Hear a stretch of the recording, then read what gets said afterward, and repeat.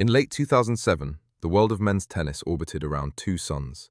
Roger Federer, the elegant master, and Rafael Nadal, the ferocious force of nature, had constructed a duopoly so absolute that it felt unbreakable. They had won 11 of the last 12 Grand Slam titles. The sport was defined by their rivalry, their contrasting styles, and their seemingly insurmountable talent. For anyone else to win a major, it would require a radical departure from the established script. A new protagonist was needed, someone who could not only play at their level, but who had the audacity to believe he could beat them on the biggest stage. One crucial element was missing from the top of the game: a third, consistent challenger. A young Serbian, the world number 3 Novak Djokovic, was knocking on the door.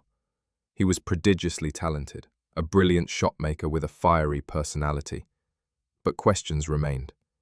He had been dismissed by Federer in his first major final at the US Open just months prior, and had a reputation for wilting under physical pressure.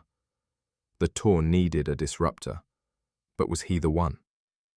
Thus was born the idea of a third superpower. The 2008 Australian Open began as expected, but it quickly became clear that the Djokovic who arrived in Melbourne was a different animal. He moved through the early rounds not just as a contender, but as a man on a mission. He dismantled Benjamin Becker, Simone Bolelli, and Sam Querrey without dropping a set. He then met Australia's last great champion, Lleyton Hewitt, in the fourth round. Hewitt, renowned for his grit, was summarily dispatched in straight sets. Djokovic was playing with a cold, terrifying efficiency. The quarterfinal brought him up against the world number 5, David Ferrer, a man nicknamed the Wall for his relentless retrieving and inhuman stamina. This was expected to be a grueling, punishing encounter. Instead, Djokovic produced a masterclass of controlled aggression, winning 6-0, 6-3, 7-5. It was a statement. He hadn't just beaten a top 5 player, he had demolished him, signaling that his physical and mental game had reached a new level. But the true test, the match that would define the tournament and perhaps the decade, was next. In the semi-final, he stood across the net from the king of Melbourne Park, the undisputed world number 1 and 2-time defending champion Roger Federer. As one commentator put it, to win here, you have to go through Roger. That's been the rule for years.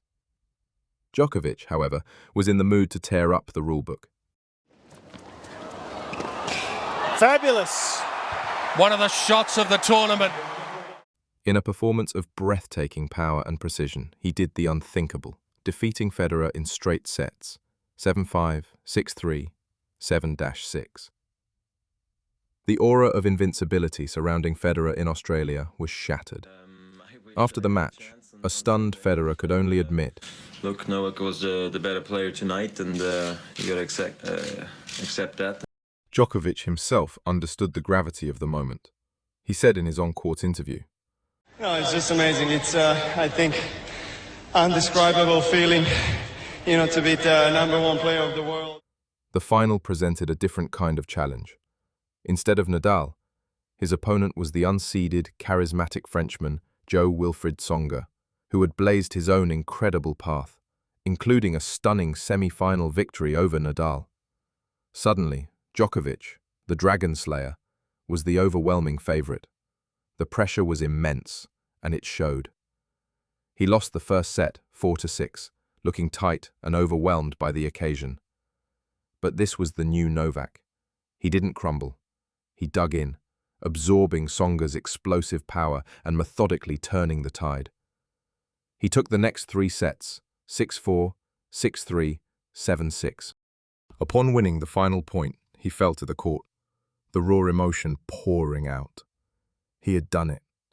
At just 20 years old, he was a Grand Slam champion. "I'm very, very proud of myself," a jubilant Djokovic later said. "First of all, I'm proud that I'm the first Serbian who won a Grand Slam title. And I hope the people back in Serbia are very happy. This is for them."